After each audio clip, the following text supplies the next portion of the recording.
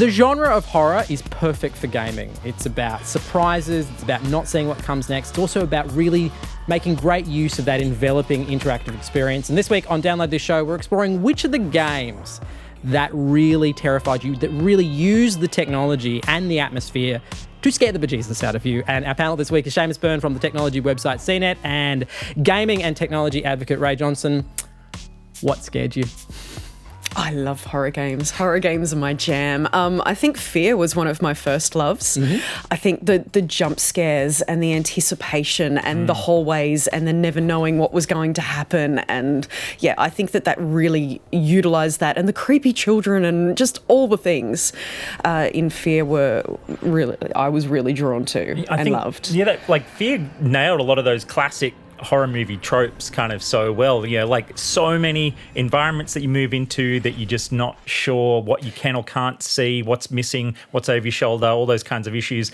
I think my very first kind of horror game love was a game called Alone in the Dark back in my 386 DX kind of computer back in the 90s. And it's funny because it was kind of just really kind of weird polygon graphics and wasn't even all that dark, but it was that funny thing of just the kind of the process of actually almost in an era where movement within games was kind of awkward already, that they kind of embraced that to make you feel like you were desperately trying to run away when you know you can't actually run properly. And that's worse. It's like those nightmares that you have Exactly. where someone's chasing you and you're trying to run and you're really slow. That's what they captured in that game. Yeah.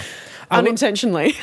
I will say I'm not a tremendously huge gamer, but I'm happy to talk about horror games. I am not happy to play them. Well, it's all about atmosphere, really. Right. Like if the developers can create that atmosphere, and it's a number of things. Like being in the dark, obviously, is a thing that scares a lot of people. It scares me. I've watched too much horror in my life. I've played too much horror.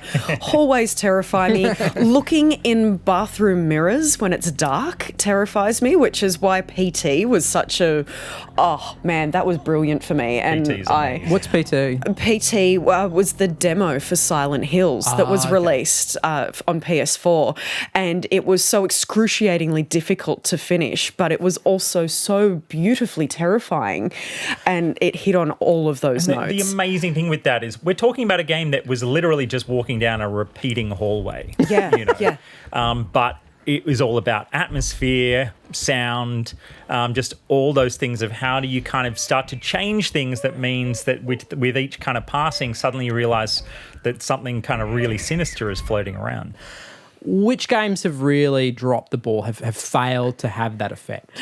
Alien Colonial Marines. Okay, right. It was not good for a number of reasons. Yeah, I think a big thing kind of can be that, in games where you say they try to do jump scares, but then they try to do them so often that you then are just walking around with an expectation that things are going to jump out and go. I think the Dead Space series did the jump scares really well, but you got used to them. And once it got to 3, you would learn that the music cues would change before something would jump out at you, and it took away any of that I think scare. sequels in general are a really good example. Like there are some of the classic kind of series, like the Silent Hill type series that have been really good all through, but it is a notorious issue that as soon as you then go, everybody liked that last one we did, let's do another one, and you're like, well, we kind of know what we're expecting now. There's some games that do that repeating thing where it still works. You know what's going to happen, but it's still scary every time. And I think Amnesia's a good example of that. In Amnesia, you need to get to the light constantly, and once the light goes away,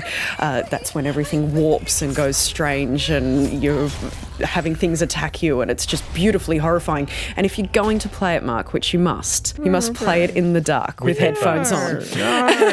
And it's just beautiful. So even though if you're not going to get to that light, the darkness is going to encroach around you and it's going to be terrifying, it's still terrifying every time. 3 really good things that are around right now in horror games. One is Soma, which is the latest game by the Amnesia makers. Amazing and kind of more of a sci-fi vibe rather than a kind of weird, dirty horror type vibe. Another one is for people who loved PT, and PT was removed from all the story. You cannot play this game anymore. There's a game called Allison Road that people have kind of felt is the spiritual successor to PT. So keep an eye out for that. And then the last one is somebody has just recently been granted the Friday the 13th license for a game concept that is this whole idea of a one-to-many horror game, and that's that one person playing is the slasher, everybody else playing is trying to either like corner and capture or just get away. And one of the clever ideas in this game is that if you are the slasher and you lose line of sight to everybody, you can instantly teleport to different points on the map because, of course, in any good slasher movie, as soon as you can't see them, they're going to pop around the corner in front of you. Excellent. Great game. Beautiful. All right, let us know down below what are the games you think really used horror effectively. We'd love to know your thoughts. And of course, don't forget the audio edition of Download This Show is live right now. We're also comparing and contrasting Android smartwatches to Apple smartwatches. Which ones should you buy? It's right there, right now. See ya.